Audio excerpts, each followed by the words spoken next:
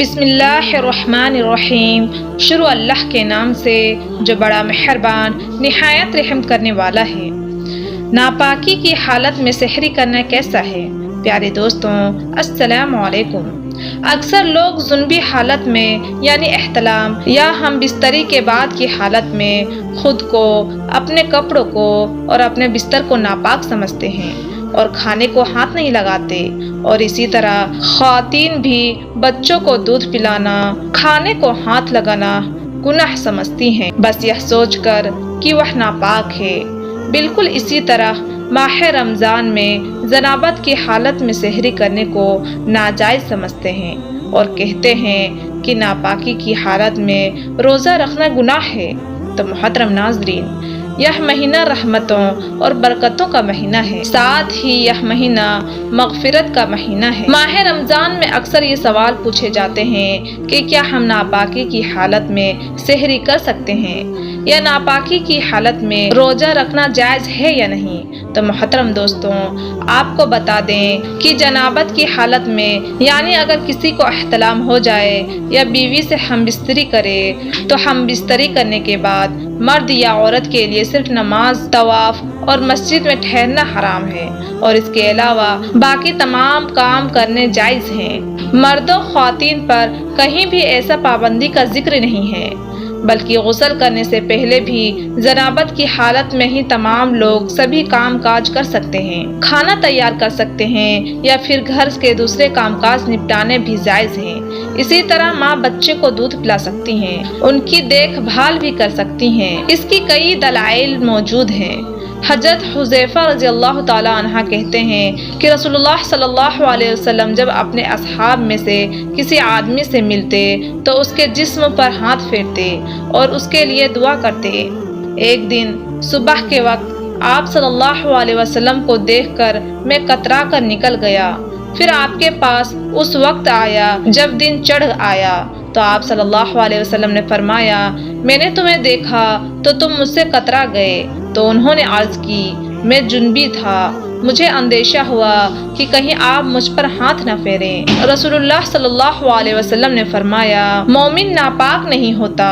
اس حدیث پاک سے ثابت ہوا کہ جنابت، حیض اور بول و براز یعنی پیشاب پاخانہ سے انسان نماز وغیرہ کے قابل نہیں رہتا تو مانوی پلیدی ہے، ظاہر میں تو مسلمان پاک رہتا ہے۔ مندرجہ بال حالات میں جنبی شخص سے ملنا جلنا، اس کے ساتھ کھانا پینا، اس کا ہر قسم کے کام کاج کرنا جائز ہے، کوئی فرق نہیں پڑتا، یہاں تک کہ اس کا جھوٹا کھایا پیا جا سکتا ہے۔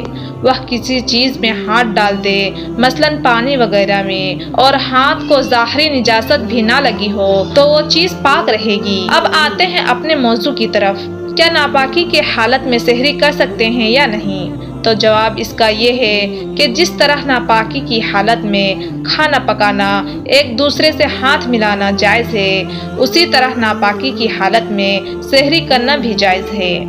حضرت ابو بکر بن عبد الرحمن سے روایت ہے کہ میں اور میرے والد حضرت عائشہ کے پاس حاضر ہوئے تو عائشہ نے بیان فرمایا کہ میں گواہی دیتی ہوں کہ رسول اللہ صلی اللہ علیہ وسلم احتلام کے سبب سے نہیں بلکہ جماع کے سبب سے حالت جنابت میں صبح کرتے اور غسل کیے بغیر روزہ رکھتے۔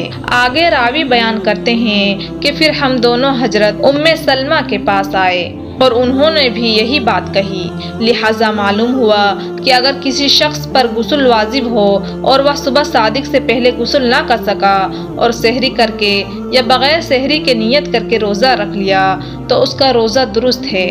ناپاک ہونے کی وجہ سے روزہ پر کوئی فرق نہیں پڑے گا، البتہ جلد سے جلد غسل کر لینا چاہیے۔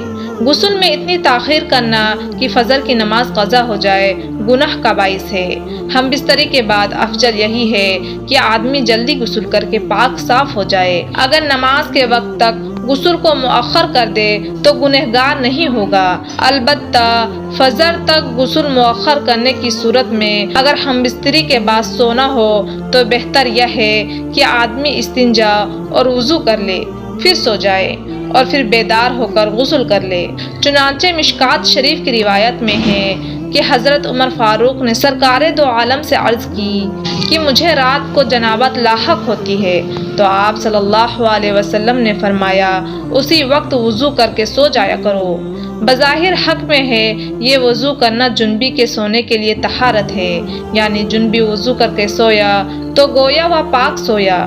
چنانچہ حالت جنابت میں کھانا پکانا درست ہے، بہتر یہ ہے کہ وضو کر کے کھائے پیے، اور اگر وضو کے بغیر صرف ہاتھ منہ دھو کر کھا پی لے تب بھی جائز ہے۔ بچے کو دودھ پلانے کے لیے ماں کا پاک ہونا ضروری نہیں ہے، لہٰذا بچہ رو رہا ہو تو عورت ناپاکی کی حالت میں دودھ پلا سکتی ہے، لیکن کوشش یہ کرنی چاہیے کہ جلد سے جلد غسل کر لیا جائے۔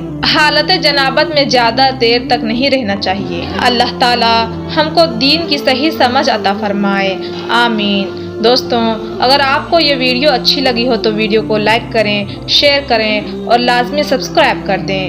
اللہ حافظ۔